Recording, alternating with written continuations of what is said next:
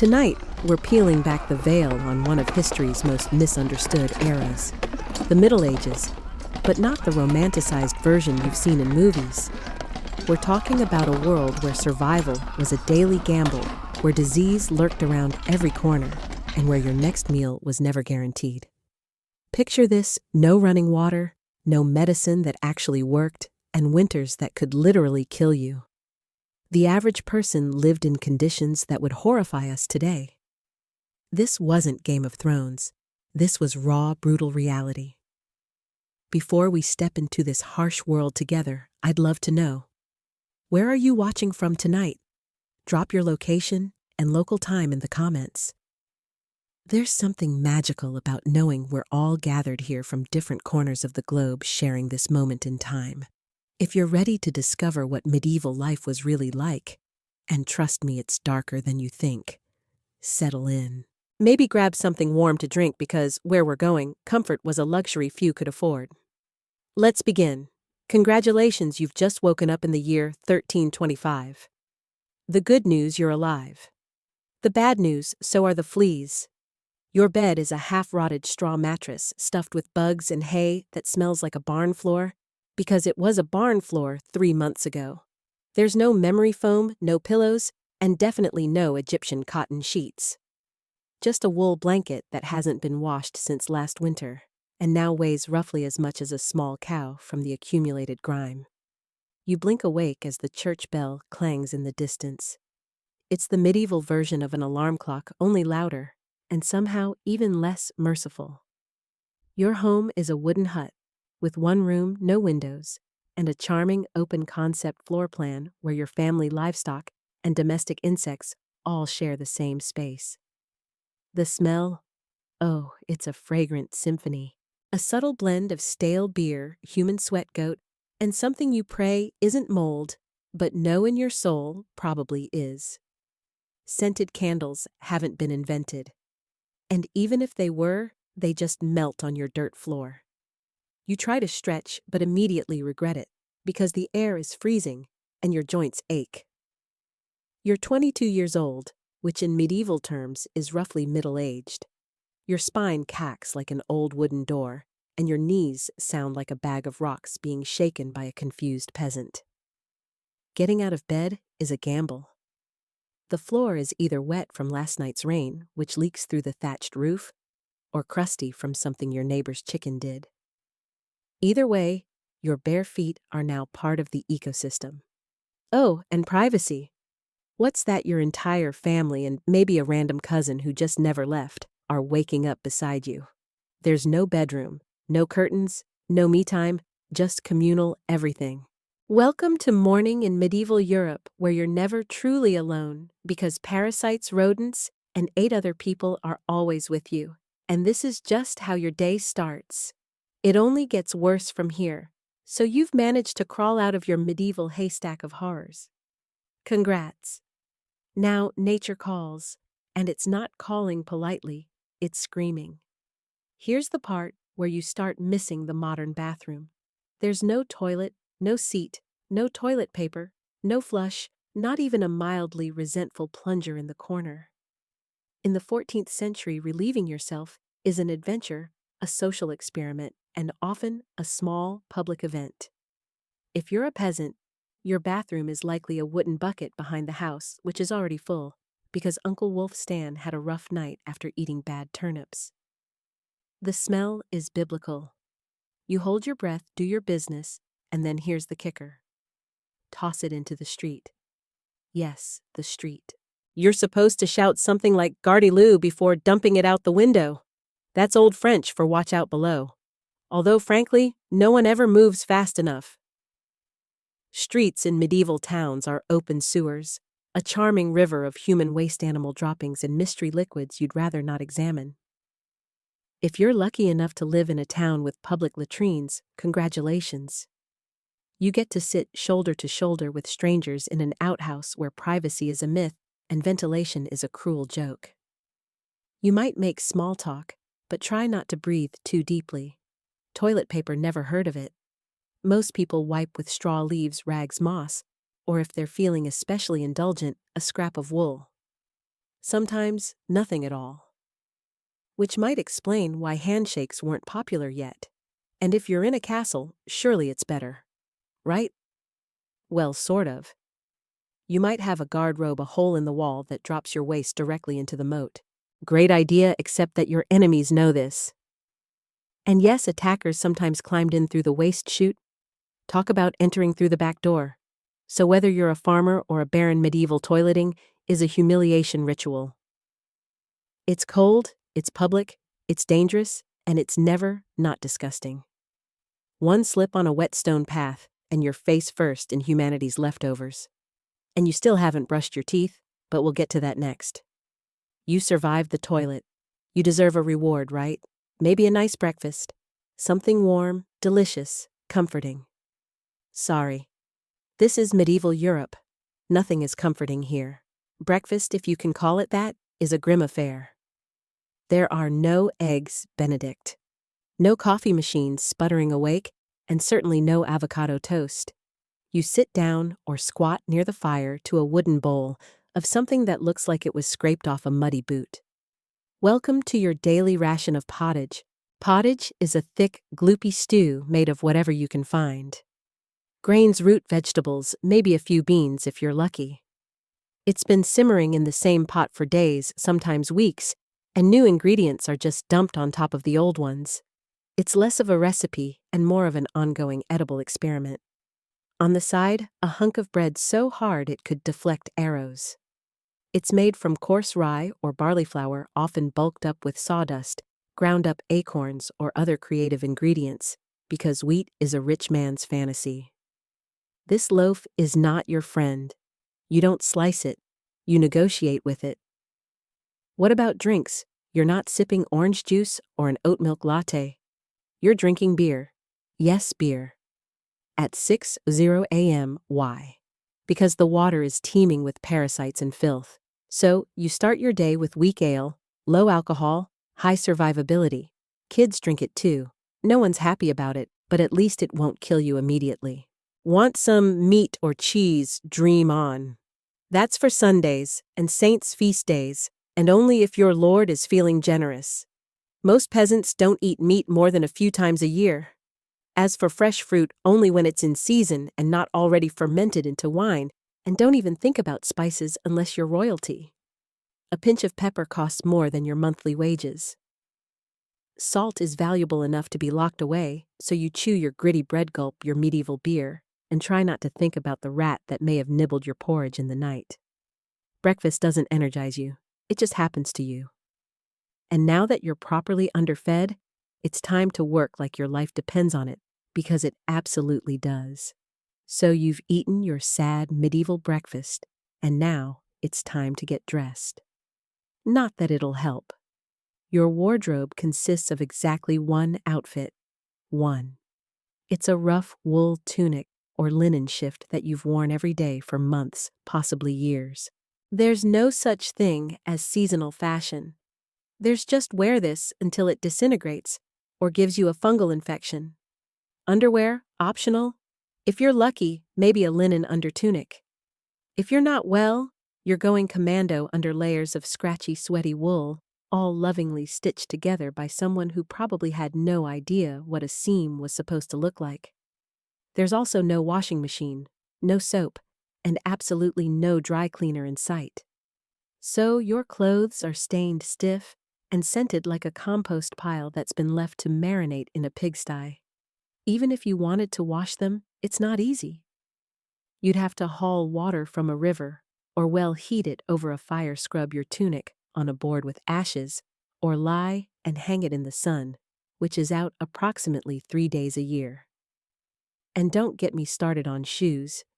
If you own any, they're made of untreated leather, barely stitched together, and offer as much arch support as a banana peel. Most peasants just go barefoot through mud, through dung, through medieval landmines, aka sharp rocks and disease puddles. All this means one thing. Your skin hates you. You itch constantly. Fleas, lice, and bedbugs live rentree on your body. Everyone has them. Nobles, lousy monks, itchy children, walking insect farms. No one escapes. You'll be scratching your armpit with a wooden spoon while chatting with the local priest, and no one will even bat an eye.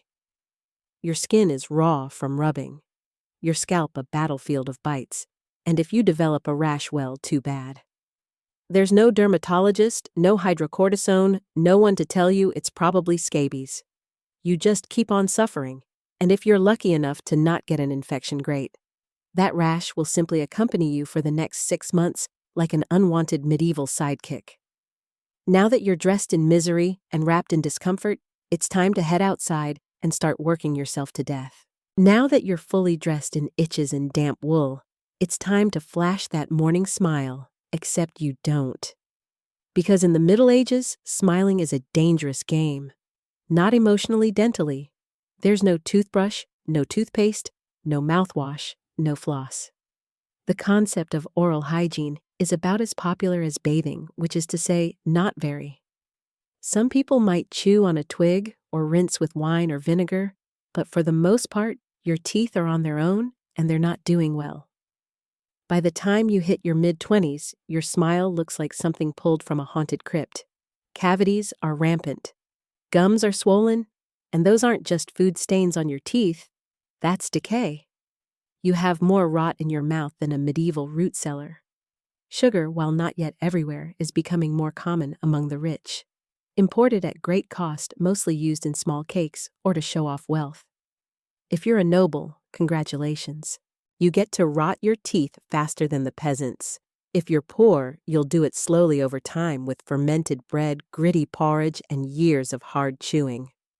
Toothaches get used to them. They're like medieval weather always there in the background. The kind of pain that makes you consider praying, drinking, or pulling the tooth out yourself with a pair of pliers. And that's not a joke. That was the actual treatment. Dentists didn't really exist, but barber surgeons did. Yes. The same guy who cuts your hair is also pulling your murs out by candlelight with an iron hook and zero anesthesia. Infected tooth. Hope you like fevers, because without antibiotics, it can easily turn into sepsis and kill you from a toothache. That's right. The same thing that sends us to a pharmacy today could be your funeral in the 1300s. And there's no relief on the social front either. Kissing good luck. Halitosis, bad breath, is everywhere. If you're single, you're not judged by your smile. You're judged by your land and your livestock. In short, your mouth is a battlefield, and it's losing the war. Now that your teeth are throbbing, let's head outside. Because your real job, the one that will break your back, is just getting started. Time to head to work. Except there's no office, no desk, no coffee break, and no chance of promotion. Your job, if you're like 90% of the population, is simple. Don't die while laboring for someone else's comfort. You're a peasant. Congratulations. That means you work the land that belongs to a lord who probably doesn't remember your name. You rise with the sun and stop only when it disappears behind the trees. Your tools, a wooden hoe, a rusty sickle, and whatever bones are still intact in your body. There's no weekend. There's no clocking out. There's only sunrise to sunset 6 days a week. Sunday is off, but only if you're not harvesting, fighting off raiders, or praying feverishly for your infected toe to stop turning black. The work is brutal. Fields are plowed by hand or with oxen if you're rich enough to afford one. You dig ditches, sow seeds, pull weeds, and carry water until your spine begins to resemble the letter S. No one cares if you're tired. No one's asking how your mental health is doing. If you're a woman, surprise. You don't just do field work, you also care for children. Clean, cook, spin, wool feed animals, and pretend your husband's lice infestation isn't slowly migrating to your side of the bed. Children, they start helping out around age 5. No school, no toys, just a tiny wooden rake, and a dream of one day not dying of the flu. And if you're one of the few who isn't a farmer, maybe you're a blacksmith, a tanner, or a cooper grate. You still work with fire chemicals or animal guts all day in poorly ventilated sheds. The pay basically survival? The perks occasional bleeding, break a bone too bad. Get a fever, drink some warm beer, and keep going. You can't afford to stop, not even for a day. Because if you don't work, you don't eat. And if you don't eat well, medieval Europe has a solution for that. It's called being replaced. So you grip your shovel, ignore the blisters, and keep digging. Because in the Middle Ages, your job isn't a career. It's a slow-motion endurance test. Now that your back is on fire from laboring in the fields, let's talk about the weather. Because in the Middle Ages, temperature is less about seasons and more about ongoing punishment from the sky. Let's start with winter. There's no insulation, no central heating, and no weathering. Just wooden walls with gaps you could throw a chicken through. Your windows covered with cloth, not glass. The fire in the hearth, nice in theory, but you don't have enough firewood to keep it going, because wood is expensive and gathering it from the forest is sometimes illegal. Yes, you can be executed for picking up the wrong stick from the wrong forest. You bundle up in your one damp wool tunic huddle near the dying embers and still wake up with your nose frozen. Your feet permanently cold, often damp. Your fingers so stiff they feel like tiny medieval popsicles. Frostbite isn't diagnosed, it's just called bad luck. Now fast forward to summer.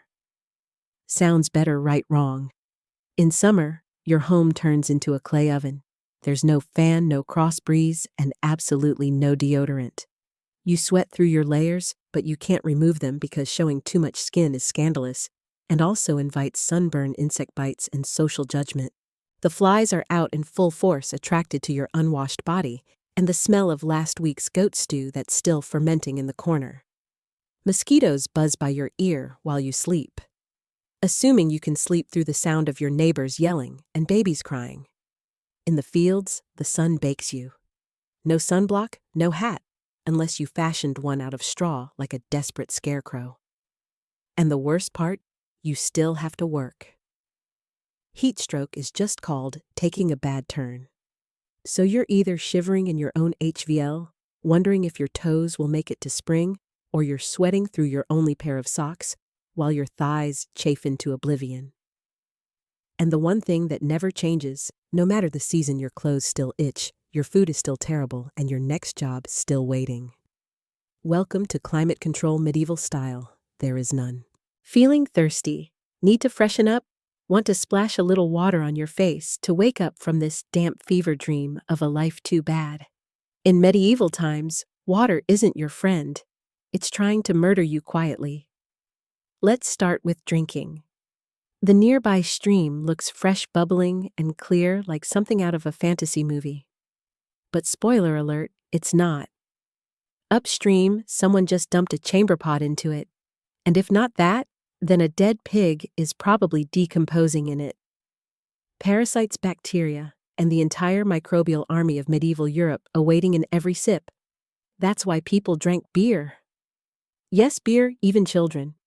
But before you imagine medieval kids doing keg stands, understand that it was small beer, weak in alcohol, strong in survival. Brewing boiled the water so it was safer than whatever flowed through the town ditch.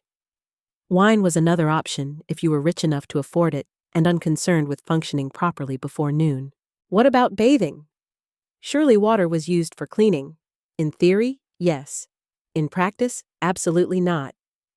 See, back then, people believed bathing actually opened your pores and let the disease in. That's right. Washing yourself was considered medically risky. You were cleaner, apparently, if you never removed the protective layer of filth caked onto your skin. Communal bathhouses did exist, but they quickly gained reputations as places for gossip, scandal, and sometimes full-on medieval extracurriculars. So naturally, the church got involved and shut many down. Even if you did want to bathe, it was a full production.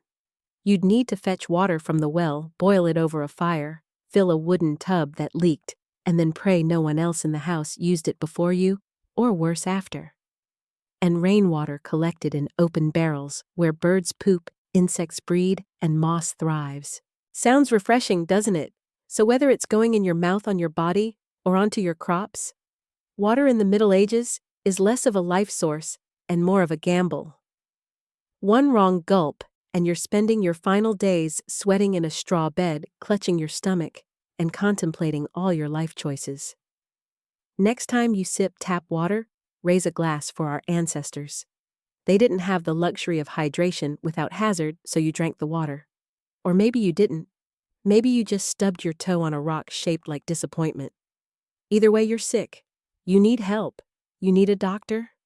Too bad you live in the Middle Ages where medicine is really just polite torture with a theology degree. Let's start with the diagnosis. Everything wrong with you, whether it's a cough, rash, broken bone, or the creeping plague, is caused by your humors being out of balance. The 4 humors were blood, phlegm, yellow bile, and black bile.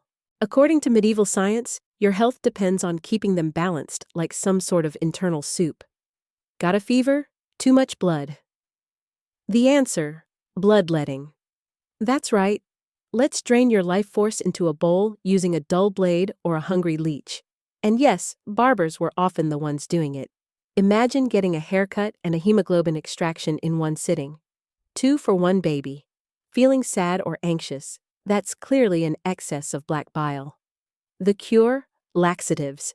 Maybe a warm herbal purge, or just prayers and a cold compress while everyone avoids eye contact with you and starts carving your coffin. Now, if you break a bone or get a nasty wound, you're in real trouble. There's no anesthesia, unless you count passing out from pain. Surgery is done with knives that haven't been cleaned since the Crusades. Tools are heated over fire not for sterilization, but because they just look scarier that way. Antibiotics centuries away. Germ theory not invented yet. They think disease comes from bad air or God being annoyed with your moral failings. Got a stomach ache? Must have been your sinful thoughts. Hope you like confessing while vomiting. If your condition gets worse, you'll be treated with more leeches, possibly some crushed beetles, and a priest at your bedside giving last rites just in case. At this point, they're preparing for the cure known as death. And if by some miracle you recover, everyone just assumes God took pity on you. The doctor takes full credit, and the leech gets promoted. So yes, in the Middle Ages, medicine is less about healing and more about surviving the cure. After a long day of labor, lice, and leeches, it's finally time to eat. You shuffle back to your bell stomach, growling, ready for the one joy left in life, a warm meal. Bad news. Your meal is probably trying to kill you. Let's begin with the basics. Food preservation doesn't really exist. There's no fridge, no freezer, just salt smoke, or the hope that winter air keeps things fresh. Your meat, if you're lucky enough to have any, has been hanging for days, covered in flies, marinated in questionable brine, and possibly shared with a rat or two. Bread is the cornerstone of the medieval diet. But even that isn't safe. In bad harvest years, desperate peasants bulk it up with bark sawdust or even clay to make it stretch. And if it's rye season, there's a bonus. Ergot, a fungus that causes convulsions, hallucinations, and sometimes death. It's like eating bread laced with LSD and tetanus. Vegetables only if they're in season. And you know what's always in season? Turnips. So many turnips. Boiled, mashed, or floating in pottage. Which, if you remember from Chapter 3, is basically a hot swamp of mystery ingredients that's been simmering since your great-grandfather's funeral. Fruit might be available in the fall, but it rots quickly, and sugar is rare, expensive, and hoarded by the rich to show off their blackened teeth. Dairy is another gamble. Fresh milk spoils in hours. Butter and cheese fare better, but they're loaded with bacteria. People eat them anyway, because frankly, it's either that or chew your boodle leather. And let's talk about seasoning. Spices like pepper, cinnamon, or nutmeg, worth more than gold. For the average peasant, flavor comes from onion salt, if you're lucky, and pain. Most meals taste like wet burlap sprinkled with sadness. But food isn't just a health hazard. It's a political one. Game animals belong to the Lord, not you. Caught poaching a rabbit, you could be fined, imprisoned, or even executed. That's right. Your dinner could get you hanged. So, as you sit down to eat your gray stew by flickering firelight, remember every bite is a risk. But you eat anyway. Because in the Middle Ages, food doesn't nourish. It tests you. It's evening now. You've worked, suffered, and barely digested your suspicious stew. You might think the day is winding down, but don't get too relaxed, because God is watching. So is the priest, And so is your neighbor Agnes, who will absolutely rat you out if you miss Mass. In medieval Europe, religion isn't just part of life. It is life. The church controls your calendar, your laws, your education, if you can read your birth, marriage, death, and everything in between. Think of it as your spiritual landlord, and you're always behind on rent. Every day is structured around prayer bells. The town church bell rings in the morning, noon, and night, not because people need reminders, but because missing prayer is a sin. Forget to bow. Sin. Eat meat on a Friday. Sin. Think about your neighbor's wife in that one dream, double sin. And yes, hell is very real, vividly real. Priests describe it in glorious detail. Rivers of fire, lakes of boiling blood, demons with pitchforks, and eternal wailing. If the plague doesn't scare you, eternal damnation definitely will. You can't read the Bible yourself because it's written in Latin, a language reserved for monks' clergy, and that one noble kid who's too good for dirt. You rely on the church to interpret everything for you. That means if the priest says your crop failure is because you didn't pray hard enough, well, time to kneel harder. Tithes, a tenth of everything you own, are mandatory. If you grow wheat, you give wheat. If you raise chickens, you give eggs. If you have nothing, congratulations. You're spiritually bankrupt and financially doomed. Holidays, they're holy days, dozens of them. And while they offer breaks from labor, they're not for fun. Therefore, attending Mass, fasting, confessing sins, and reminding yourself that joy is a dangerous indulgence. Questioning the church is dangerous. Heretics are burned, witches are drowned, blasphemers are flogged, and skeptics are quickly reformed. So you go through the motions. You chant, you bow. You pray that your soul, after enduring this dirt-covered life, might finally land in paradise, assuming the priest likes you. Because in the Middle Ages, God may be merciful. But the church, not so much. If you thought being a medieval peasant was rough, try doing it as a woman. All the filth, famine, and fear, plus childbirth subservience and social invisibility. In the Middle Ages, being a woman is like being on hard mode with no health potions and no restart button. From birth, a girl's life path is pretty much locked in. Marry young, bear children, serve your husband, die tired. Education not likely. Unless you're from a noble family and sent to a convent, your intellectual development stops around the time you learn how to churn butter and patch a tunic. Marriage happens early. Really early. It's not weird to be betrothed at 12 and pregnant by 14. It's not about love. It's about land, livestock, and alliances. Your opinion not required. Once married, you're basically your husband's property. Your job is to produce heirs, feed everyone, keep the house running, and not complain. Because complaining might get you branded a nag, or worse, a witch. That label comes with a complimentary drowning or burning, depending on local fashion. Childbirth is a death lottery. There's no prenatal care, no sterile tools, no anesthesia. Midwives do their best, but even minor complications can mean death for the mother, the child, or both. Some women survive 10 pregnancies. Many don't survive 2. But don't worry, once the baby is out, your work increases. Now you have a screaming infant in a lice-ridden hut, and you're expected to nurse, cook, clean, and still help in the fields. You don't get a break. You are the break for everyone else. If you're unmarried, you're suspicious. If you're widowed, vulnerable. If you're outspoken, dangerous.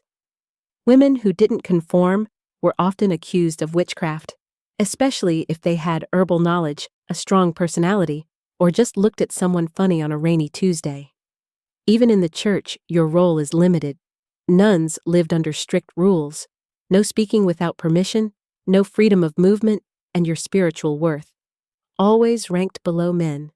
In short, if you're a woman in the Middle Ages, you're expected to endure, obey, reproduce, and suffer in silence, ideally while smiling. Because even in a time of universal suffering, women were somehow expected to suffer gracefully. So far, you've battled filth, starvation, social injustice, and possibly a goat. But just when you think your day can't get any worse here, comes violence. Loud, bloody, and often completely acceptable by medieval standards. Let's be clear, the Middle Ages were not peaceful. The idea of law and order mostly meant hope. The local lord isn't in a bad mood. Violence is everywhere.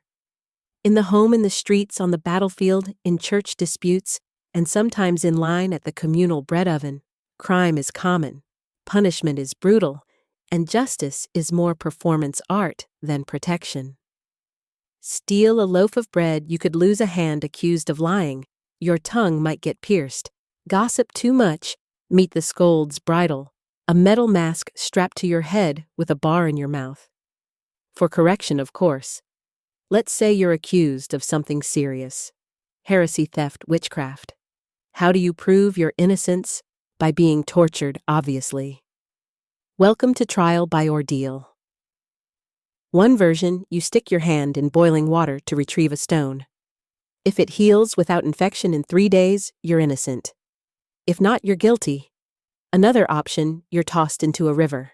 If you sink, you're innocent and probably dead. If you float, you're guilty and will be punished anyway. It's like a medieval game show where the prize is survival and the host is actively rooting against you. And if you're sentenced to death, that's a public event. Executions are performed in front of cheering crowds, hangings, beheadings, burnings. Sometimes people bring snacks. It's the medieval equivalent of cable TV. Domestic violence completely normal. Husbands were allowed, even expected, to discipline their wives and children. Street fights commonplace. You could be beaten just for looking the wrong way at a noble's horse. And war always simmering. Local feuds, territorial disputes, religious crusades. Someone's always marching off to stab someone else in the name of honor, God, or boredom. Violence isn't a breakdown of society in the Middle Ages. It is society. Everyone lives with the constant knowledge that life is fragile, justice is arbitrary, and your neighbor might bash your head in over a pig. So walk carefully, keep your eyes down, and never trust anyone with a club. At this point, you've made it through the lice, the leeches, the laundryless misery, and the looming threat of public disembowelment. But now comes the final chapter of most medieval lives, an early and unglamorous death. If you're alive and still breathing past the age of 40, you're practically a celebrity.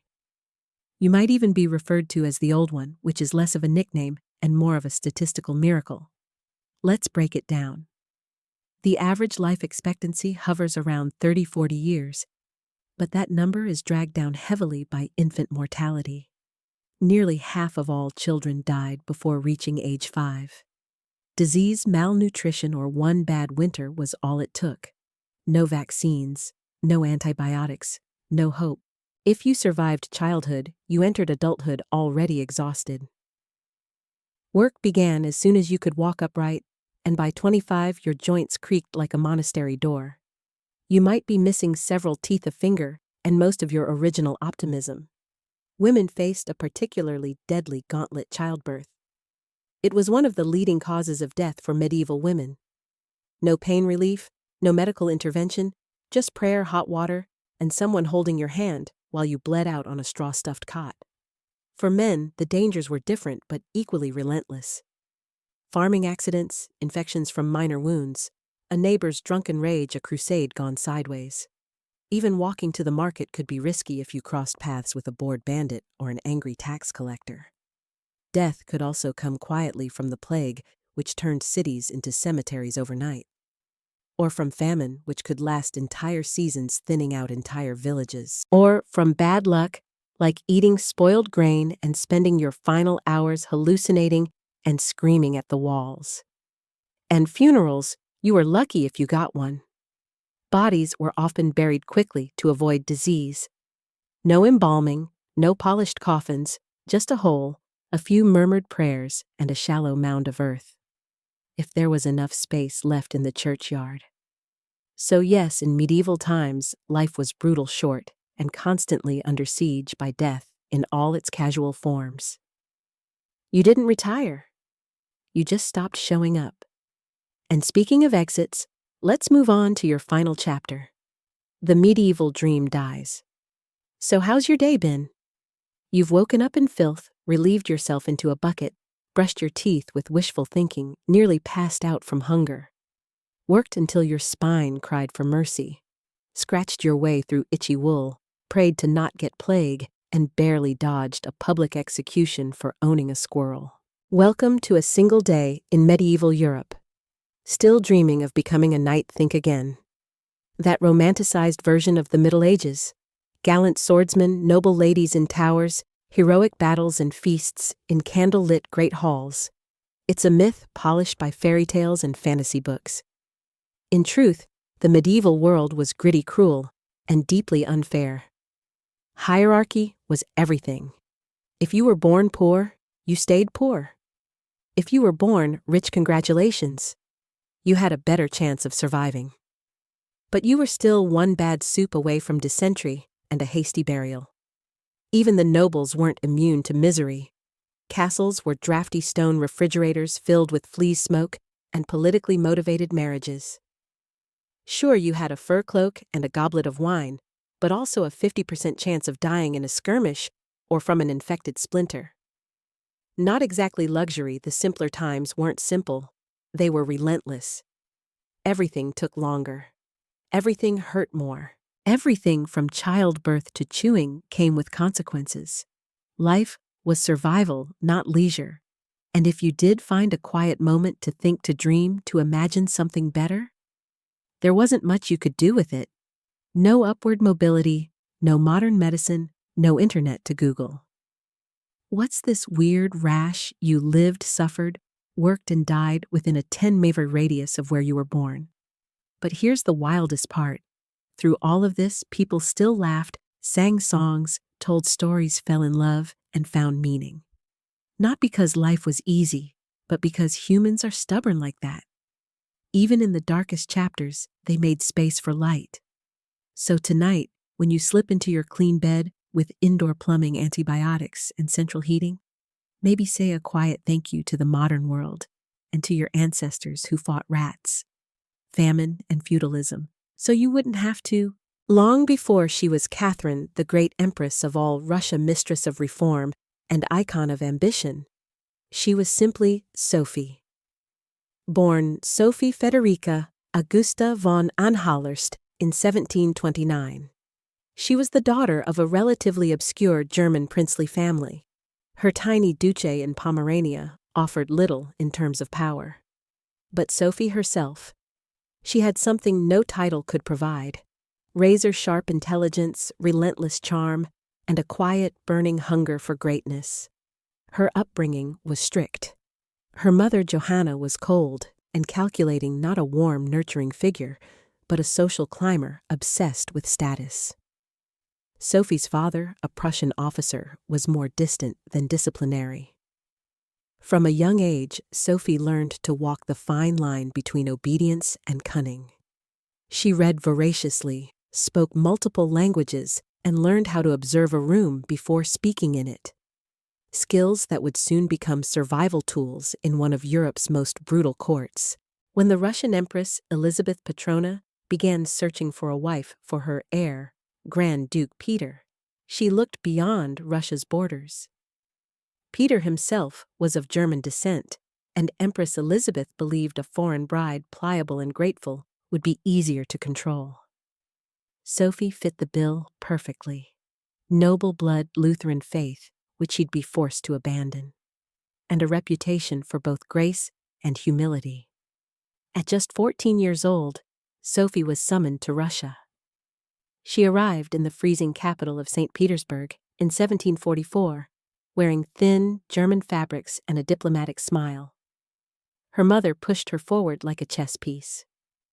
Sophie, however, had her own game in mind. To become acceptable in Russian society, she converted to Orthodoxy, taking the name Ekaterina Alexa Catherine. The ceremony was public, symbolic, and life-altering. She wasn't just changing religions. She was burning the bridge behind her, stepping into a foreign empire with no way back. No one watching that quiet teenage girl in a fur-trimmed coat could have predicted what would come next. betrayal, revolution, enlightenment, and empire. But from the moment Sophie stepped foot in the Russian court, she stopped being a pawn and began planning how to become a queen. Catherine's marriage to Grand Duke Peter was meant to secure her place in Russian royalty. But from the very beginning, it felt more like a cage than a crown. Peter, heir to the Russian throne, was not the dashing prince of fairy tales. Awkward, immature, and obsessed with toy soldiers, he was far more interested in playing war games in his chambers than governing an empire or showing affection to his new wife. Some accounts even suggest he refused to consummate the marriage for years. He idolized Frederick the Great of Prussia and resented the Russian court that had adopted him. In contrast, Catherine embraced Russia with a fierce determination. She learned the language, studied its history, and memorized Orthodox rituals. She wanted to belong. Peter wanted to escape. This mismatch wasn't just emotional, it was political. The Russian court was a viper's nest of gossip, paranoia, and brutal power games. Empress Elizabeth still ruled with absolute authority, but her health was in decline. Everyone knew a transition was coming, and everyone had an agenda. Catherine was watched constantly. Her letters were read, her friendships monitored, and her every move scrutinized. She couldn't trust her husband, her mother, who was still whispering in her ear on behalf of foreign interests, or even her servants. In this world, alliances could turn into accusations overnight. But Catherine was no fool. She learned to play the court's games quietly, cultivating allies in the shadows. She charmed military officers, made friends with scholars, and developed a reputation for dignity and restraint, a stark contrast to her husband's childish tantrums and open contempt for Russian traditions. Behind closed doors, Catherine began reading Enlightenment thinkers like Voltaire and Montesquieu. While others saw her as a young consort, she was building a vision not just for herself, but for Russia, a nation of strength, education, and reason. But there was one problem. The longer Peter lived, the longer Catherine remained in limbo, a powerless wife to a man unfit to rule. So she waited, observed, and planned. She knew the Russian throne wouldn't be inherited. It would have to be taken. In 1762, after nearly 2 decades of waiting, watching, and quietly maneuvering, Catherine saw her moment and seized it with breathtaking precision. Empress Elizabeth had died, and Peter, now Peter III, was finally Tsar. But his reign began unraveling almost immediately. In just a few short months, Peter alienated the church, offended the nobility, insulted the army, and lavished praise on Prussia, Russia's longtime enemy. He reversed key policies, humiliated the clergy, and talked openly about divorcing Catherine to marry his mistress. The court, already wary of his erratic behavior, turned cold. The army, filled with generals loyal to Catherine, grumbled in corridors. Even ordinary Russians, devout and patriotic, saw Peter as a foreign puppet who mocked their traditions. Catherine, watching all of this unfold, made her move. In July of that same year, while Peter was away at his summer palace, Catherine launched a bloodless coup d'etat. Supported by key military officers, including her lover Gregory Olaf and his influential brothers, she rode through St. Petersburg in full regalia, was proclaimed Empress Catherine II, and won the allegiance of the powerful Imperial Guard. Peter, caught off guard, and without allies, surrendered within days. He was taken into custody and shortly after found dead under mysterious circumstances. Officially, it was reported as a hemorrhoidal colic. Unofficially, it was murder. Catherine was now empress. Not by birth, not by marriage, but by will, wit, and audacity. It was unprecedented. A foreign-born woman with no legitimate claim had taken the Russian throne without a single battle. But her real challenge was just beginning. She had to transform that bold grab for power into a lasting legacy. Would Russia accept her? Would the nobility respect her? Could she hold the empire together without falling victim to the same fate as her husband? Catherine understood that power gained through intrigue could be lost just as easily. She needed to rule not as a schemer, but as a visionary. And so began her transformation from a careful conspirator to a reforming empress, one who would redraw borders, embrace the Enlightenment, and redefine what it meant to be a woman in power. Once Catherine had the crown, she could have rested on her power. But she didn't. She had something bigger in mind than simply sitting on a throne. She wanted to transform Russia, and not just militarily or politically, but intellectually. While Peter had worshipped Frederick the Great, and toy soldiers Catherine idolized Voltaire Dado and the bold thinkers of the Enlightenment. She believed in reason-progress education and the role of a monarch as a servant of the people, even if she herself ruled with absolute authority. Catherine didn't just read Enlightenment philosophy. She lived it. She corresponded directly with Voltaire for over 15 years, flattering him while defending her autocracy. She invited Dado to her court and even purchased his entire library to support him financially. Behind closed doors, she pored over legal texts, debated reforms, and crafted policies to modernize the empire. Her early reign was filled with efforts to codify Russian law. She formed the Legislative Commission in 1767, an ambitious project intended to rewrite the entire legal code of Russia. Catherine's own Nakasas, or instruction, was a political manifesto in disguise, one that spoke of equality before the law, the dangers of torture, and the responsibility of rulers to serve the common good. For an empress in 18th century Russia, it was radical. But Enlightenment ideals had to survive the realities of Russia, a vast, feudal, deeply conservative land ruled by nobles who liked their serfs exactly where they were beneath them. Catherine knew this. While she advocated reform, she moved carefully. She abolished some forms of torture, expanded access to secular education, and built schools and libraries. But she also reaffirmed the nobility's control over their serfs to keep them loyal. This was Catherine's balancing act, a philosopher queen in public, a practical empress in private.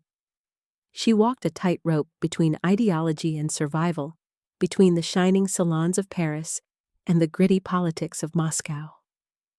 Her vision for Russia was bold but always calculated. In many ways, Catherine wasn't trying to make Russia European. She was trying to make Russia modern on her terms. And that meant reform, yes, but with an iron hand in a velvet glove.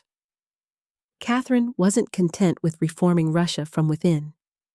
She wanted to expand it outward to make it an empire worthy of fear, admiration, and envy. Where Peter the Great had opened a window to the west, Catherine aimed to knock down the walls. Under her leadership, Russia's borders stretched wider than ever before. She waged wars not just to defend her crown, but to reshape the map of Europe. One of her most significant campaigns was against the Ottoman Empire. These wars fought in waves throughout the 1760s and 1770s weren't just about territory. They were about influence. Catherine saw herself as the liberator of Orthodox Christians living under Muslim rule and as the rightful protector of Eastern Europe. Under generals like Alexander Suvorov and Gregory Pimkin, Russia captured key regions including Crimea, the northern coast of the Black Sea, and access to warm water ports, something Russian czars had coveted for generations. These victories weren't just military, they were symbolic. With each conquest, Catherine sent a message. Russia was no longer the distant backward cousin of Europe. It was a continental force. She also turned her gaze westward. In a series of deals and diplomatic maneuvers, Catherine participated in the partitions of Poland, carving up the struggling Polish-Lithuanian Commonwealth, along with Austria and Prussia. By the end of the Third Partition in 1795, Poland was erased from the map, and Russia claimed vast new lands and millions of new subjects. But Catherine didn't just conquer with armies. She also colonized with ideas. New cities were built, trade routes were expanded, German settlers were invited to cultivate Russian farmland. The empire became a mosaic from the icy Baltic to the sun-drenched shores of the Black Sea. And through it all, Catherine remained the central force, reading reports, issuing orders, and personally overseeing the shape of her expanding empire. Critics would accuse her of being power-hungry, even imperialistic. But to Catherine, expansion wasn't ambition. It was destiny. A great ruler, she believed, was measured not just by ideas, but by borders. She didn't just want to rule Russia.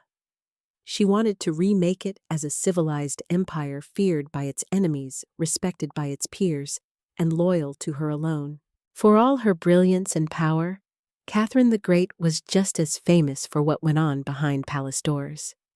And no, not all of it was whispered in libraries. Catherine's private life became one of the most talked about aspects of her reign. She had lovers, not just one or two, but a carefully curated parade of them, many decades younger, often handsome, and sometimes politically influential. She didn't hide them. In fact, she often rewarded them with titles, estates, and pensions if they behaved well. If not, they were quietly dismissed, sometimes with a polite thank you and a promotion. Among the most important of these lovers was Gregory Pimpkin, a man as brilliant as he was bold. Their relationship blurred the lines between romance, politics, and partnership. Some historians believe they may have even married in secret. Together, they shaped military campaigns, colonization projects, and the transformation of southern Russia. Pimpkin wasn't just a lover. He was her co-ruler in many ways. Still, Europe couldn't look past the scandal. Gossip swirled. Satirical pamphlets painted her as lustful, insatiable, even unhinged. And after her death, the rumors only got worse. The most infamous being the completely false and grotesque tale involving a horse spread by her enemies to smear her legacy. But why the obsession? Simple. Catherine was a woman who wielded power unapologetically, and in a world where female rulers were expected to be either saintly virgins or tragic figures, she refused to play the role. She lived, loved, and ruled on her own terms, and that made her dangerous. Ironically, while her critics painted her as immoral, Catherine herself was deeply philosophical about love and sexuality. She believed pleasure was a natural part of life, and that personal relationships didn't have to threaten public responsibility.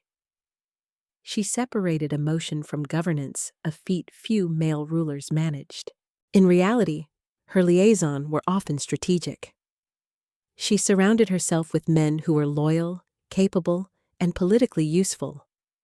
And when they ceased to be, she let them go, usually with a smile and a generous retirement. Catherine's love life didn't weaken her rule. It was part of her strategy. A blend of passion and power that made her unforgettable, envied and feared. For all her charisma and control, Catherine's reign was not without peril. And in 1773, that peril came in the form of a bearded Cossack named Ilan Pugachev. He was no ordinary rebel. Pugachev claimed to be none other than Peter III, Catherine's dead husband. According to him, he had survived the coup and now returned to reclaim the throne from the German usurper. It was absurd. Peter was long gone. But to Russia's oppressed and exhausted lower classes, the claim didn't need to be true. It just needed to offer hope. Pugachev promised liberation, an end to serfdom, lower taxes, and land for the common people. His words lit a fire across the Volga River region, especially among Cossacks, peasants, and old believers. In a time when the gap between nobles and serfs had widened brutally, his promises sounded like salvation. The Pugachev rebellion became the largest peasant uprising in Russian history.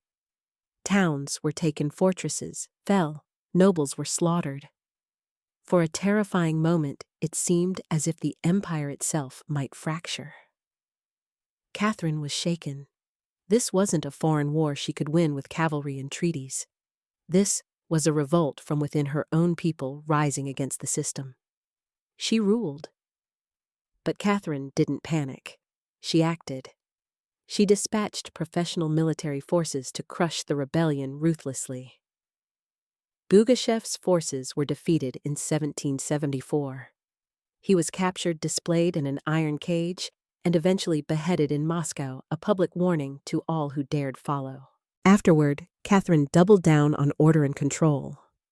Her dreams of liberating the serfs quietly faded into silence. The rebellion had shown her the limits of enlightenment in a country still shackled by feudalism. She now leaned harder on the nobility who offered loyalty in exchange for absolute control over their serfs. This was a turning point. The empress who once quoted Voltaire now prioritized stability over philosophy. Reform became cautious. Surveillance increased. Rebellion, even whispered, was to be stomped out before it had breath. Pugachev may have lost his head, but he left behind a warning that haunted Catherine.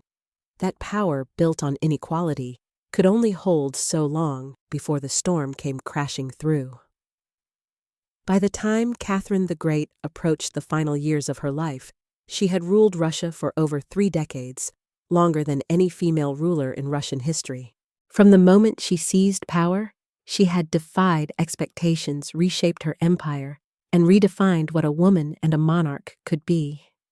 Under Catherine's reign, Russia became a true European powerhouse. Its territory expanded by over 200,000 square miles, swallowing Crimea, parts of Poland, and stretches of the Black Sea coast. These weren't just military wins. They were strategic pivots, securing warm water ports and reshaping trade. But her legacy wasn't only drawn on maps. Catherine left a cultural mark as well. She helped found the Hermitage Museum, amassed one of the greatest art collections in Europe, and corresponded with the greatest minds of the Enlightenment. Her court became a center of sophistication, art, and intellectual ambition. In a country often viewed as backward by Western Europeans, Catherine put Russia firmly on the cultural map. She modernized education, founding schools for girls, and promoted the printing of books. She introduced smallpox inoculation to Russia, even publicly receiving the vaccine herself, an act of scientific bravery in her time. Yet her reign was also one of contradictions. While she admired Enlightenment ideals, she never freed the serfs. In fact, she extended serfdom deeper into Russia's territories. Her reforms, while impressive, remained mostly top-down, designed to polish the empire, without truly transforming its foundations. Still, Catherine's rule brought stability and ambition. She understood that power was not inherited. It was crafted, managed, and constantly defended. She ruled not by divine right, but by force of will, political brilliance, and relentless calculation. She was called many things: a user, a tyrant, a reformer, a seductress. But above all, she was effective. When she died in 1796, Russia was wealthier, larger, and more formidable than it had been in centuries. She left behind a throne secure, an empire expanded, and a legend that would endure for centuries. Catherine didn't just reign. She ruled with intellect, strategy, and an unapologetic grip on history. And in doing so, she became more than an empress. She became a myth. For all her power, expansion, and enduring legacy, Catherine the Great was still at her core, a woman navigating a man's world and reshaping it in her image. Behind the imperial portraits and state decrees was someone deeply aware of how precarious her position was. She was not born Russian. She came to the throne through a coup. She ruled an empire that didn't want a woman in charge. And yet she not only endured, she thrived. Catherine was never content to be ornamental. She read constantly, wrote endlessly, and never stopped learning. Her daily schedule was intense. Hours of reading reports, corresponding with foreign powers, editing state papers, and managing a court filled with rival factions. She wasn't content to simply sit on the throne. She worked the throne like a stateswoman born to it. She was also, in many ways, lonely. She surrounded herself with courtiers, lovers, and artists, yet wrote in her memoirs of how few people she could truly trust. Her son, Paul, whom she distrusted and kept away from state matters, grew into a man she feared would undo all her progress. Her greatest emotional partnership with Gregory Pimpkin faded into deep friendship, but his death in 1791 left a wound that never truly healed. Catherine crafted her image carefully. She understood the power of narrative and wielded it better than most monarchs of her age. She posed as Mother of Russia, enlightened monarch, warrior, empress, and lover of the arts. But beneath those roles was a woman who had endured rejection, betrayal, scandal, and rebellion, and kept going. When she died in 1796, she left behind an empire transformed, but also questions. Could she have done more to end serfdom? Were her Enlightenment ideals compromised by politics? Was she more reformer or ruler? History remembers her by the title she never gave herself, the Great. It wasn't because she was flawless or kind or just. It was because she took power and wielded it on her own terms in a time and place where women weren't supposed to have any. She didn't just wear the crown. She rewrote what it meant to deserve one. In the humid depths of the Chiapas jungle in southern Mexico, the ruins of Palenque whisper stories from the ancient Maya world. Towering temples rise above the canopy, their limestone faces eroded by time, but still brimming with secrets. And in 1994, one of those secrets revealed itself. A team of Mexican archaeologists led by Fanny Lopez Jimenez was surveying Temple 3, a relatively modest pyramid next to the more famous Temple of the Inscriptions, the burial site of the mighty king, PL the Great. Temple the Throne wasn't expected to hold much until they noticed something odd. A sealed hidden chamber beneath the structure. No looters had touched it. It was pristine. When the archaeologists broke through and lowered themselves inside, they found a stone sarcophagus resting in silence. The air was heavy with the weight of centuries. As they opened the lid, red dust rose like smoke, brilliant, shocking red. The interior was covered in powdered cinnabar, a toxic mercury sulfide used ceremonially by the Mir. And lying within that crimson cloud was the skeleton of a woman. She had been buried with care and reverence. Her bones were fragile but intact, her skull still wearing a jade mask, and her body surrounded by honorary offerings, necklaces, diadems, ear spools, all crafted from jade and shell. Everything about the burial screamed royalty, yet no name was inscribed. No glyphs identified her. It was one of the richest female burials ever found in Mesoamerica. And yet it was a total enigma. Why was she buried in red powder? Who was she? Was she a queen, a priestess, or perhaps even Pal's wife? The researchers called her the Red Queen, and the name stuck. But even with modern forensics, they couldn't say for sure who she was, only that she had lived around the 7th century during the golden age of Palenque. Unlike most mayor tombs, hers had been hidden untouched and purposefully isolated. Her burial wasn't just ceremonial. It was spiritual. This woman wasn't meant to be remembered with words. She was meant to be remembered through ritual, through color, and through the mystery she left behind. The most haunting feature of the Red Queen's tomb wasn't her jade jewelry or the silence of the sealed chamber. It was the red dust. A thick layer of powdered cinnabar covered everything. The sarcophagus, the walls, her bones, even the offerings around her. It clung like blood to stone. To the mayor, this was no accident.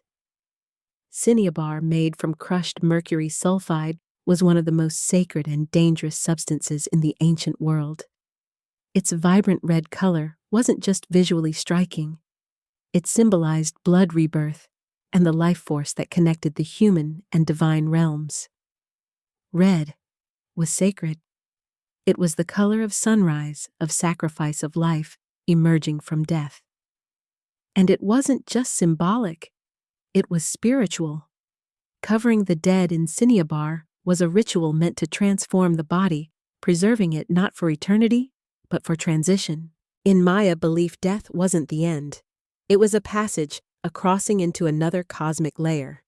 And so the Red Queen, whoever she was being prepared not just for burial, but for deification. But there's another layer to this. Cinnabar is toxic. Repeated exposure can lead to mercury poisoning, tremors, hallucinations, even death. The Mer likely didn't understand the chemistry, but they felt its potency. It was volatile, powerful, dangerous. To bathe the corpse in it was to declare this person was no ordinary mortal. In Palenque, very few were buried with Cinnabar. Pal the Great, the mighty king whose pyramid dominates the site, was one. His body, like hers, was also saturated in the red powder. That detail alone drew speculation. Was the Red Queen his wife, his mother, or someone of equal divine status? Her skull had been placed on a layer of jaguar skin, another sacred symbol. Around her bone needles, obsidian blades, and miniature jade figurines hinted at rituals performed either during her life or in her honor at death. Every part of her burial told a story without words, a story of power cloaked in secrecy. A woman prepared to cross into the underworld, not in silence, but in ceremony, drenched in the color of sacrifice. Surrounding the Red Queen's crimson-drenched remains was a world of silence broken only by the gleam of jade shell and obsidian. These were not mere ornaments. They were offerings, each one carefully chosen to accompany her on the journey to the Maya afterlife, the Xibalba. At her sides were jade necklaces, heavy and cold, their polished surfaces still radiant after 300 years underground. Jade was not just beautiful. It was sacred.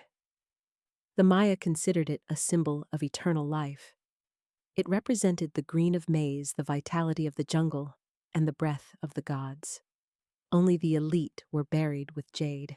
For the Red Queen, it covered her chest, wrists, and ears. A clear sign that in life she wielded influence, perhaps even divine favor. One of the most haunting objects was the Jadirari mask placed delicately over her face. Unlike the golden death masks of Egypt, this one was subtle, constructed from dozens of tiny mosaic tiles, arranged to mimic the contours of her skull. The mask served a ritual function to protect the soul, to preserve identity, and to present her as divine in the eyes of the gods. Scattered near her bones were bone needles, obsidian blades, and shell artifacts. These could have been tools of ritual or symbols of her status as priestess healer or royal matriarch. One bone pin was engraved faint, but purposeful. A small echo of her voice lost to time. At her feet and along the edges of the tomb were ceramic vessels still sealed, likely once filled with offerings. Food, drink, or incense to sustain her spirit beyond death. The mayor believed the afterlife was a journey, dangerous, layered, filled with challenges. These items weren't luxuries. They were necessities. To modernize the tomb feels intimate, not overloaded, but intentional. There was no gold, no chariots, no pomp, just items chosen with spiritual weight. It was a map for the soul. Through these treasures, we glimpse how the mayor understood death not as finality, but as a transition of power. The Red Queen wasn't buried to be forgotten. She was being prepared to ascend. For all the grandeur of her tomb, the Red Queen left behind one haunting void. No name, no inscriptions adorned her sarcophagus. No glyphs on the walls identified her. She was clearly someone powerful. But who? From the moment her tomb was opened, scholars began trying to connect the dots. The most compelling theory that the Red Queen was Zakbu-Ar, the wife of Kinich Janab Pal, known today as Pal the Great, the the most famous ruler of Palanque, Zakbuaha, was more than just Pal's consort. She was born into nobility and married into Palanque's royal dynasty at a young age. She bore at least 3 sons, all of whom held high status, and she played a key ceremonial role during her husband's reign. If anyone could be buried with such honor, it was her. Supporting this theory was the tomb's location, just a few feet away from Pal's own grand burial in Temple of the Inscriptions. The proximity suggests a deliberate pairing husband and wife rulers even in death. And then there's the cinnabar. Only 2 burials in Palanque were found with such intense cinnabar coverage: Pal and the Red Queen. It's unlikely this was coincidence. But here's where the mystery deepens. DNA tests were conducted on both sets of remains in hopes of confirming the connection, but the results inconclusive. The woman's bones showed no direct maternal link to Pal, but that didn't rule out a spousal relationship. After all, marriage does not require shared blood. Some have argued she could have been Sakuk Pal's powerful mother, who ruled Palanque before he came of age. Others suggest she may have been a high priestess or a sister, or a royal ancestor, whose name has simply been lost to history's erosion. Still, the evidence points most strongly to Takuau, a queen by title, a mother of kings, and a spiritual counterpart to Pal. The lack of a name may not be an oversight. It may have been intentional. In Maya cosmology, the soul lived on not through monuments, but through ritual symbol and the whispers of the earth. And so the Red Queen remains suspended between legend and truth.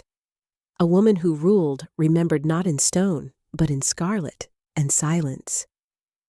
To understand the Red Queen, we must understand the world she came from.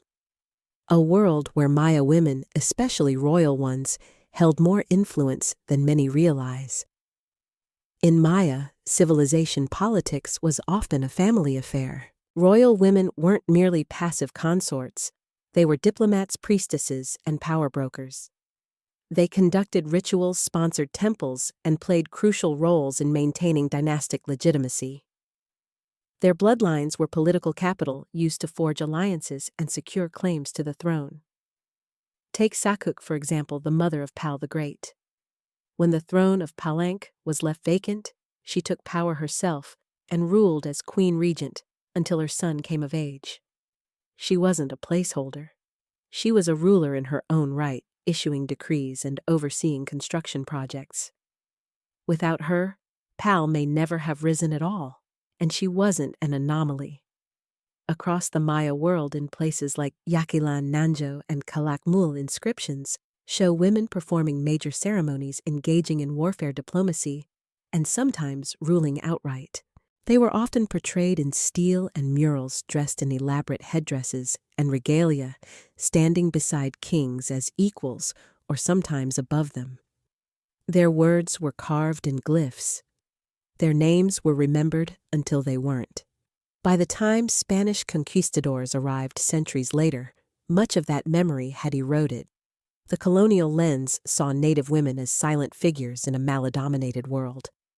But the archaeology tells a different story, one of complex gender roles where power was negotiated, not simply inherited. This context casts the Red Queen in a new light. She may not have ruled in name, but her burial, rich, sacred, and positioned beside Pal, suggests she was a central pillar in the royal order. Her jade mask wasn't just decoration. It was a symbol of identity, of power, held in life and protected in death.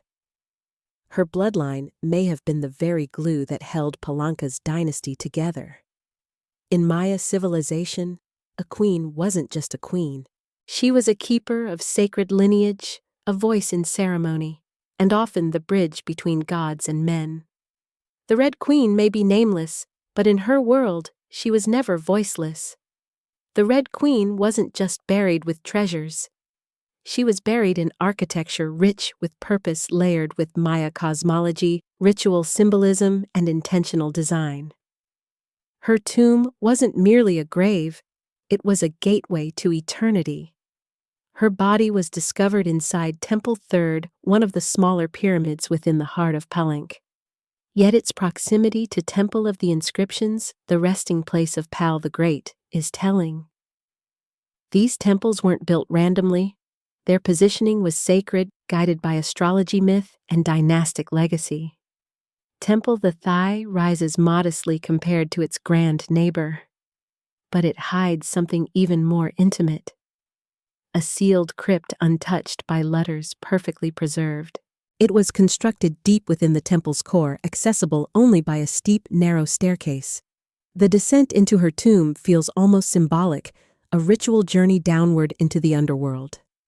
The chamber itself is stark made of cut stone, sealed tightly for over 130 years. No glyphs or murals cover the walls. No ornate carvings tell her story. But perhaps that silence is intentional. This was a space not for the living to interpret, but for the dead to transform. At the center, her sarcophagus sits like an altar crafted from limestone. It echoes the grand stone coffin of Pal next door. While Pal's lid is famously engraved with scenes of cosmic rebirth, the Red Queen's tomb is more subdued. The focus is inward on the body, on the cinnabar, on the ritual of death itself.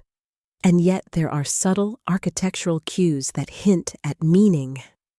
The tomb is aligned east to west, a symbolic path mirroring the sun's journey from life to death. The chamber is small but powerful.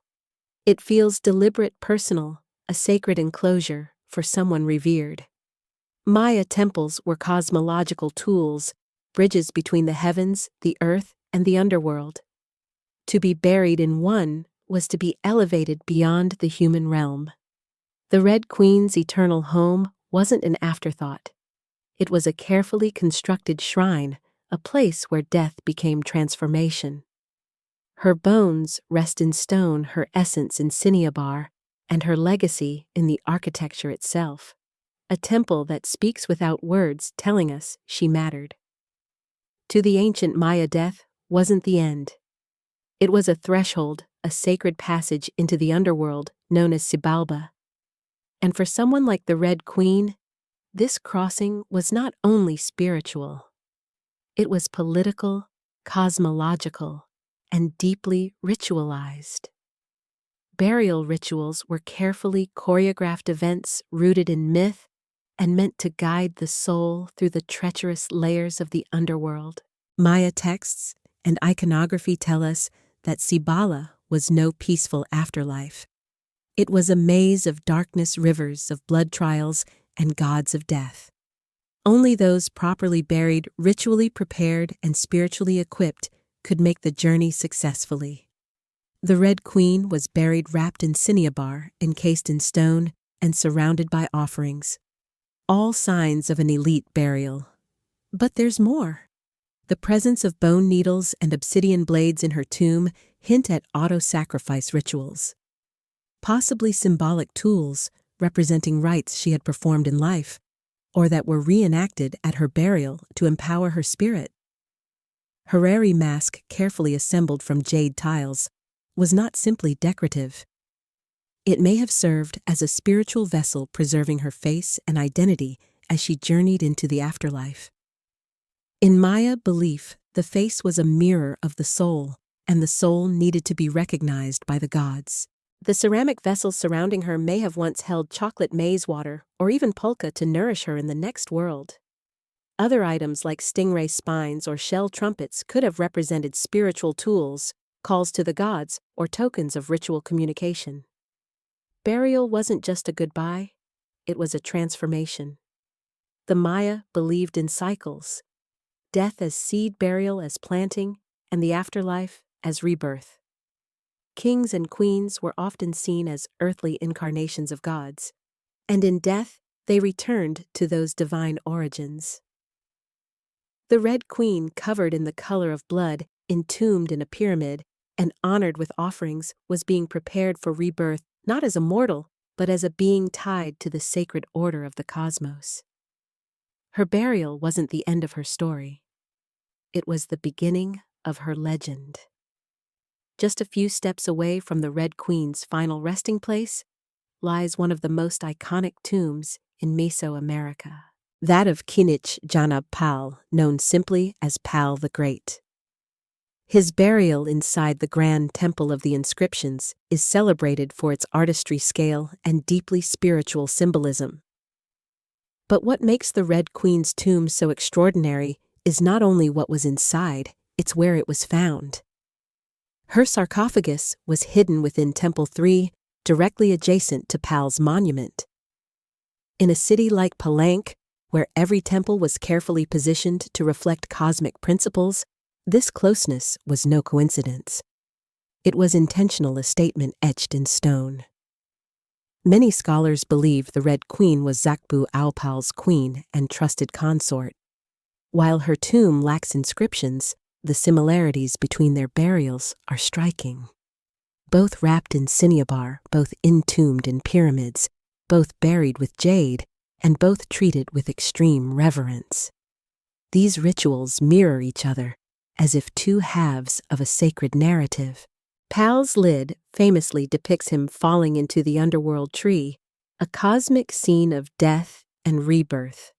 The Red Queen's simpler tomb contains no such iconography, but the symbolism lies in the pairing itself. If Pal represented the sun journeying through the underworld at night to rise again, then the Red Queen may have represented the moon, the feminine force that follows its own mysterious path in the sky. Together, they embodied a cosmic duality: masculine and feminine king and queen sun and moon order and ritual. In Maya mythology, rulership was not singular, it was relational. Harmony in the cosmos required balance, and that balance extended into the dynastic court. By placing the Red Queen beside Pal, the Maya were preserving not just a marriage, but a cosmic partnership. Their proximity in death may have mirrored their roles in life. A queen not behind, but beside her king, sharing not just a throne, but a legacy. In their tombs, they speak without words. Two souls wrapped in cinnabar and stone joined across eternity. One of history's most sacred silences. Though her name was lost to time, the Red Queen of Palenque endures not as a forgotten relic, but as one of the most enigmatic and powerful women of the ancient world. Her tomb, sealed for over 1,300 years, now whispers across centuries, inviting questions that echo louder with every discovery. She represents a mystery that still resists full understanding. We may never know exactly who she was.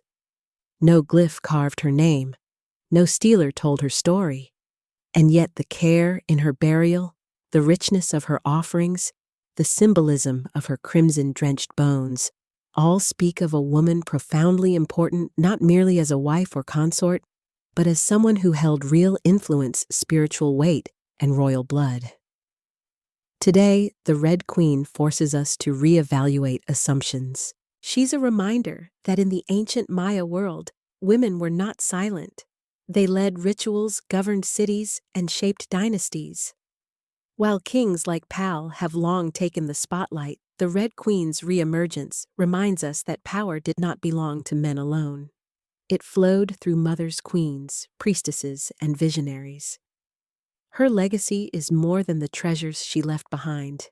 It's the conversation she started among archaeologists, historians, artists, and storytellers. Every jade bead, every layer of cinnabar, every architectural choice in temple, that tells us something deliberate. This woman mattered, and perhaps that's the most extraordinary part of her story. Not what we know, but what we still don't. The Red Queen teaches us that history isn't just a collection of facts. It's a living puzzle, a shared human longing to connect with the past. In that sense, her legacy is still unfolding. She lies wrapped in red, the color of life and sacrifice of blood and rebirth. Her face, once hidden behind a jade mask, now stares back at us through science, art, and wonder. She remains nameless, but not voiceless. Mysterious, but not forgotten. The Red Queen may have ruled a kingdom in life, But in death, she rules something greater, our imagination. Her tomb was sealed in stone. Her story was written in silence. And still, somehow, she speaks. Frida Kahlo was born on July 6, 1907, in the vibrant district of Coyoacán, then a village on the outskirts of Mexico City. Her childhood home, the Casa Azul, the Blue House, was filled with color contradiction and quiet strength. It would later become a sanctuary, a battleground, and a museum to one of the most iconic artists of the 20th century. Frida was the third of 4 daughters born to Guillermo Carlo, a German-Hungarian photographer, and Matilda Calderón, a devout Catholic of indigenous and Spanish descent. Her parents were opposites. Guillermo reserved and intellectual, Matilda religious and emotionally distant. Frida would inherit her father's introspection and artistic eye, but also her mother's fierce resilience. As a child, Frida was imaginative, outspoken, and bold. She read voraciously and asked questions most adults didn't want to answer. But at the age of 6, she contracted polio, which left her right leg thinner and weaker than the other. A physical difference she tried to mask with long skirts, but never allowed to limit her spirit. The illness left her bedridden for months and isolated from other children. During this time, she grew close to her father, who encouraged her to exercise, ride bicycles, and stay mentally sharp. Unlike most girls of her time, Frida didn't aspire to become a wife or a homemaker. Her goal to become a doctor, she enrolled in the prestigious National Preparatory School in Mexico City at age 15, one of only a handful of girls accepted. There she stood out not just for her intelligence, but for her rebellious wit, radical thinking, and unique sense of style. She joined a group of young intellectuals known as the Cachuchas, who debated philosophy, literature, and politics. Frida was drawn to revolution, to ideas that challenged tradition. But even in those early years before the bus crash that would define her body, and before the fame that would define her legacy, Frida Kahlo was already painting herself into the world with sharp edges, unapologetic ideas, and an identity too big to fit inside anyone else's expectations. She wasn't just growing up in Cocan, she was preparing to remake herself entirely. On September 17, 1925, Frida Kahlo's life was split in two. The girl she had been, and the woman she was forced to become. That afternoon, she boarded a wooden bus with her boyfriend Alejandro Gomez Aras after school. They were laughing, teasing each other, and probably arguing. Frida never did anything halfway, but moments later, the bus collided with a streetcar, and in an instant, her future unraveled into pain metal and silence. The crash was horrific. The streetcar crushed the bus against a wall, splintering wood and flinging passengers. Frida was impaled by an iron handrail. It entered her left hip and exited through her pelvis. Her spinal column fractured in 3 places. Her right leg shattered. Her foot dislocated. Her collarbone and ribs broke. Her shoulder was dislocated. Her abdomen was pierced. She was just 18 years old. A man covered her with a borrowed overcoat. Someone else noticed her body was sparkling, not from blood, but from the gold powder she had been carrying in a pouch. It had exploded on impact, dusting her broken form in what looked like glittering ash. Frida was taken to the Red Cross hospital and underwent numerous surgeries over the following months. She spent weeks in a body cast flat on her back, immobile, writhing with infection and uncertainty. The future she'd imagined of becoming a doctor slipped further away with every passing day. But in that stillness, something began to stir. Her father gave her brushes. Her mother rigged a special easel to hang above her bed. A mirror was placed on the canopy so she could see herself. And there, lying in plaster and agony, Frida began to paint. First out of boredom, then out of obsession. Her first subjects were her own reflection because she was all she had. But what emerged wasn't vanity. It was survival. The crash had broken her physically, but it had also opened a door into her own mind, her own body, and eventually into the surreal language of pain and identity that would define her art. The girl who wanted to heal others now began healing herself one brush stroke at a time. As Frida Kahlo lay encased in plaster and steel, a body fighting itself with every breath, she began to paint. What started as a form of therapy soon became a language. And that language was deeply personal, brutally honest, and often hard to look at, which was precisely the point. Frida didn't paint pretty flowers or polite landscapes. She painted pain, her pain, physical, emotional, and existential.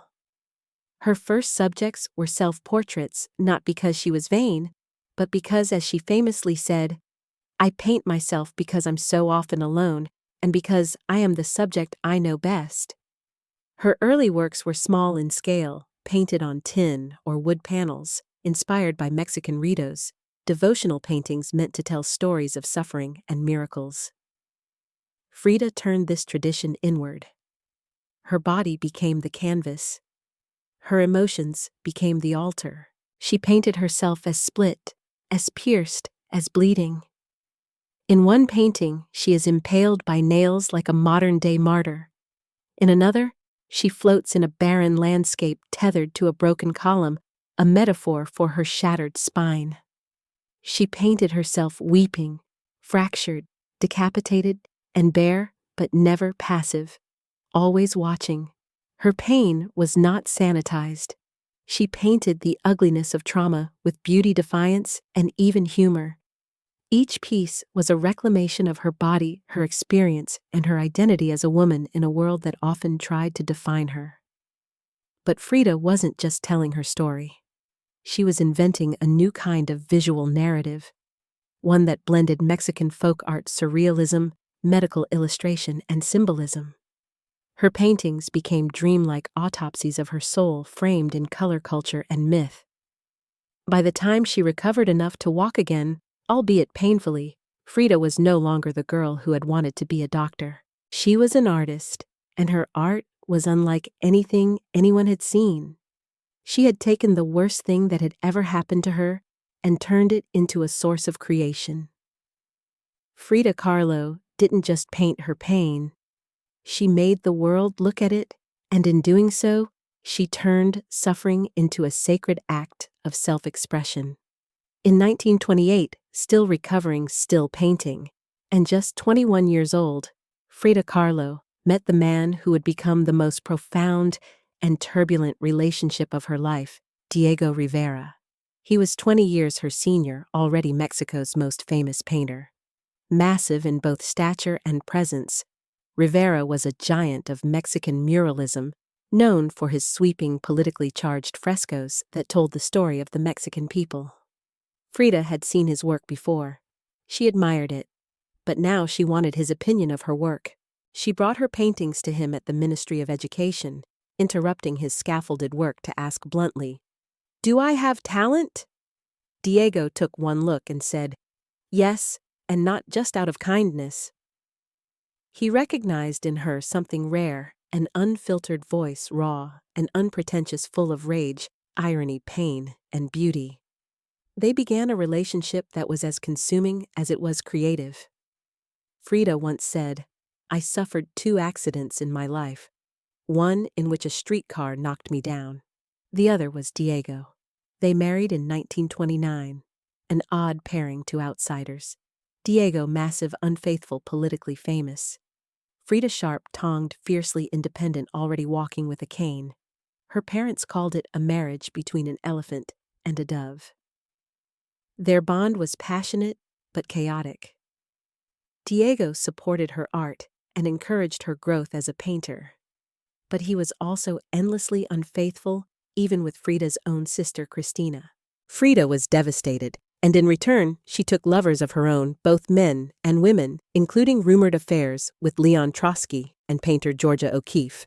They divorced in 1939, then remarried a year later with different terms.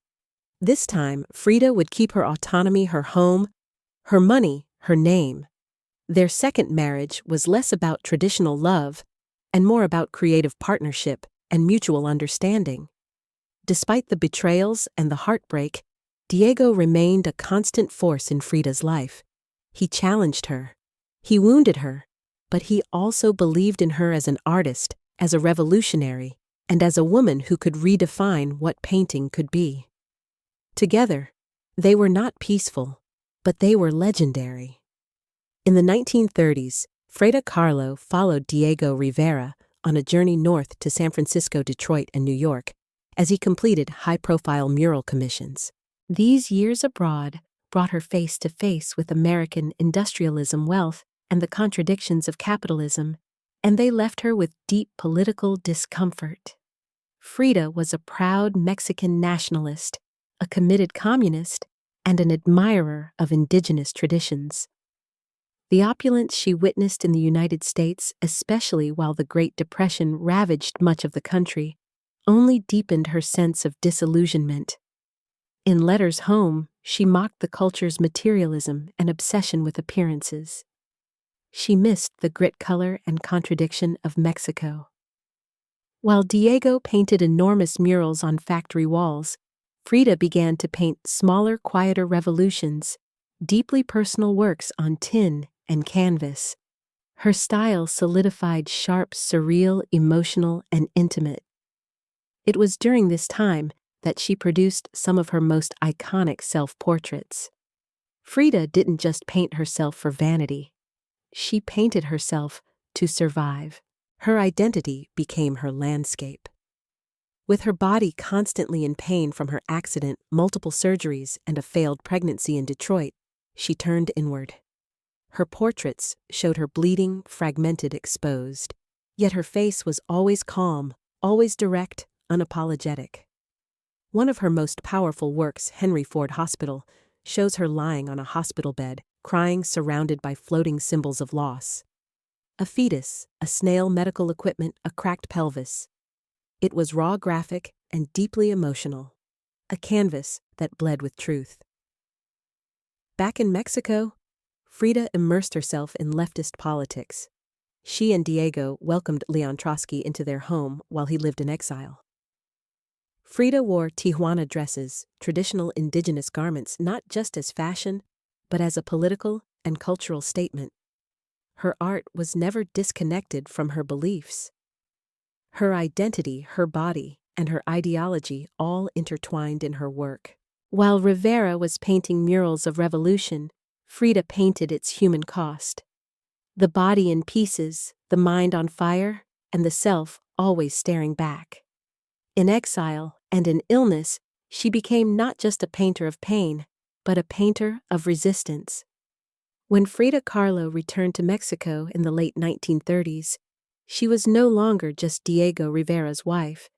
She had become something else entirely, a force, an artist whose work radiated with raw honesty, surreal symbolism, and cultural identity. Back in her homeland, she stepped fully into herself. Her Casa Azul in Coyoacán became a sanctuary of color and contradiction. Bright cobalt walls, yellow trim Aztec statues in the garden, monkeys, and parrots wandering freely. The house was a living extension of Frida's imagination. It was a blend of tradition and rebellion, elegance and earth.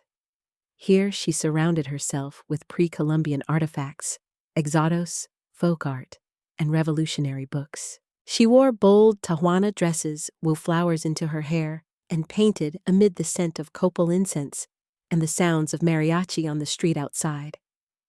This period marked an explosion of creativity. Her paintings became more intricate, more symbolic, and more political. Works like the two Fridas revealed a divided self, one in European dress with a bleeding heart, the other in indigenous clothing, strong and composed. It was Frida's visual autobiography, a portrait of love loss and heritage. In 1939, she exhibited her work in Paris, where artists like Picasso, Breton, and Kandinsky praised her fiercely original style. But even among the surrealists, Frida stood apart. When André Breton tried to label her as one of their own, she pushed back. "They thought I was a surrealist," she said. But I wasn't. I never painted dreams. I painted my own reality. She painted Mexico, not the romantic postcard version, but the living, breathing country she adored. Her work pulsed with symbolism. Skeletons, hummingbirds, heart's thorns, corn, and blood. She honored the indigenous roots of her homeland while unmasking the violence of its past and present. But even as her artistic voice grew stronger, her health continued to decline. Multiple surgeries, infections, and chronic pain became daily realities. Still, she painted through it, propped up in bed, torso bound in corsets, fingers clenched around the brush. Frida had returned to Mexico not to rest, but to reclaim her power through paint, through politics, and through her fearless embrace of the self. As the 1940s wore on, Frida Kahlo's body continued to betray her. Her spine was deteriorating. Her right leg was constantly infected. She underwent more than 30 surgeries in her lifetime, often in grueling succession. At times, she was bedridden for months, encased in body casts or immobilized by traction devices that stretched her bones apart. But still, she painted. Each canvas during these years became both a release and an act of resistance. Her works grew darker, more defiant. She painted with a clarity sharpened by pain, refusing to hide behind metaphor. In The Broken Column, she presents herself split down the middle, her body pierced with nails, a cracked ionic column replacing her spine. Yet her face is stoic, her gaze unflinching. Pain for Frida was no longer just a subject. It was her companion, her antagonist, her muse. Her political voice also grew louder. She joined the Mexican Communist Party, marched in demonstrations, wrote fiery letters, and called out imperialism and injustice. When her health no longer allowed her to walk, she appeared at protests in a wheelchair, defiantly holding signs and shouting slogans. In 1953, Frida was given her first solo exhibition in Mexico, a long overdue celebration of her art. But her health was so fragile, doctors told her she couldn't attend. So she did what only Frida would do. She arrived by ambulance, carried in on a stretcher, and placed in the center of the gallery on her hospital bed. Dressed in traditional finery, surrounded by her own work, she greeted guests with tequila laughter and that fire still burning in her eyes. Her final paintings were both childlike and harrowing. In Marxism, "Will give health to the sick," she painted herself wearing a steel corset cradled by the hands of Marx, casting away symbols of oppression. Her last known work was a still life of sliced watermelons. One piece bearing the words, "Viva la vida, long live life." Even in the face of death, she remained defiant, joyful, and political. Frida Kahlo's last portraits weren't just self-portraits. They were acts of revolution painted in pain, but always signed with life. On July 13, 1954, at the age of 47, Frida Kahlo died in the same place she had been born, La Casa Azul in Coyoacán. The official cause was listed as a pulmonary embolism, but those closest to her whispered of something deeper. She had been ill, yes, but also exhausted by pain, by surgeries, by the long war with her own body. Just days before, she had attended a political protest against the CIA coup in Guatemala. Weak and wheelchair-bound, she insisted on going, her clenched fist raised in the air. Revolution remained her final heartbeat. Her last diary entry was brief but piercing. "I hope the exit is joyful, and I hope never to return." Frida's funeral was held at the Palacio de Bellas Artes, Mexico's most prestigious cultural institution. Her body, draped in the red flag of the Mexican Communist Party, was watched over by friends, family artists, and revolutionaries. Diego Rivera was inconsolable.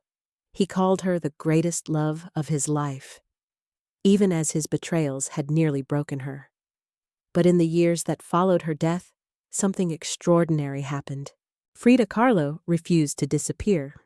At first, her name was whispered only in art circles. Her works weren't easy to categorize, too political for surrealists, too surreal for traditionalists.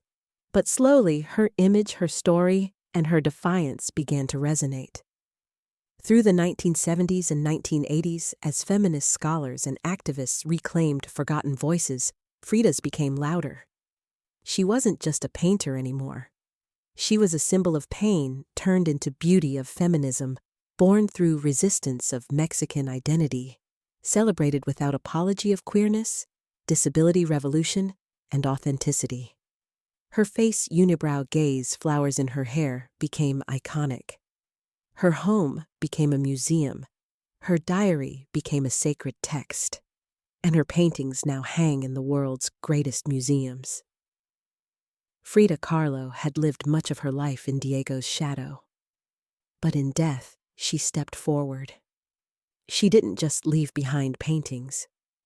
She left behind a mirror and dared us all to look, not with pity, not with fear, but with fire. Today, Frida Kahlo's face is everywhere. Printed on t-shirts, painted on murals turned into dolls, memes, posters, and icons.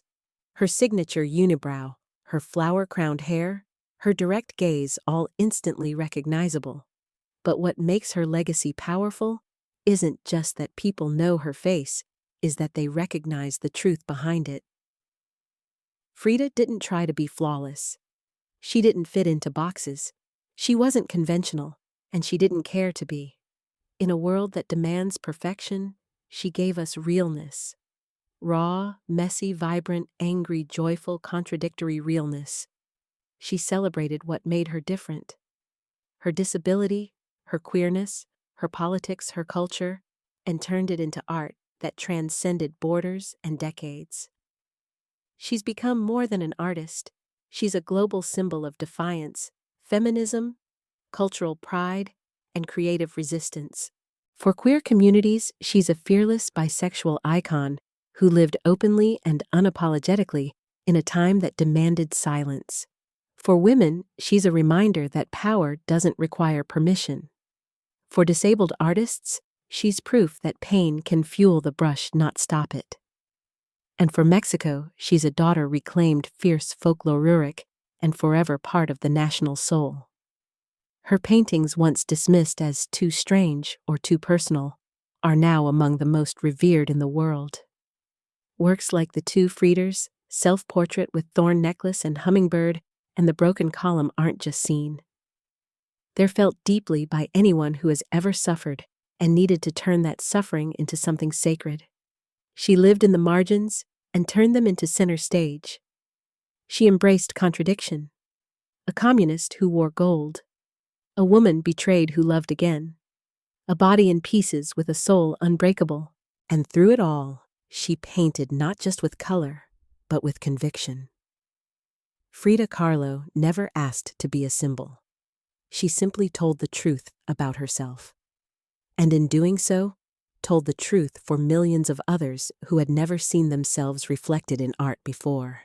Now when we see her face, we see courage. We see color. We see resistance. We see Frida not gone, but immortal.